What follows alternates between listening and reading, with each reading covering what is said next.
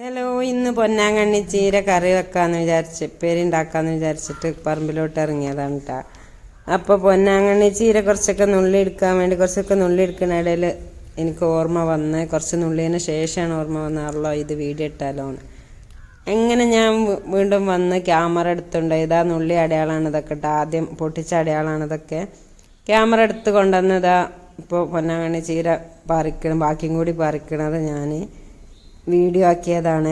ഈ പൊന്നാങ്കണ്ണി ചീര നിങ്ങൾക്കൊക്കെ പരിചയം ഉണ്ടോ എന്താ എനിക്കറിയില്ല.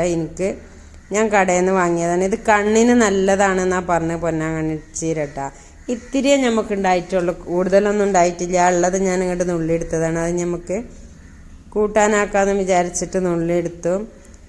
ഇതിൻ്റെ ഈ ഇലയ്ക്ക് ഒരു കഞ്ഞുണ്ണിയൊക്കെ ഇല്ലേ, കഞ്ഞുണ്ണീൻ്റെ ഒക്കെ ഒരു ഐറ്റംസ് ഇല കേട്ടോ. ഇതിനൊരു വെളുത്ത പൂവൊക്കെ ഉണ്ടാവും, പക്ഷെ കഞ്ഞുണ്ണിയല്ല. ഇതിൻ്റെ അടിഭാഗം റെഡ് കളറ്, മേലെ പച്ചയും റെഡും, മേലെ പച്ചയും അടിഭാഗം റെഡ് കളറിലൊക്കെ ഉണ്ട്. അതിൻ്റെ തണ്ടിനും ഉണ്ടാവും ഒരു റെഡ് മായ, ഒരു വയലറ്റ് റെഡ് മായാണ്. ഇതാണ് പൊന്നാങ്കണ്ണി ചീരട്ട. പരിചയമില്ലാത്തവരൊക്കെ ഈ ഇല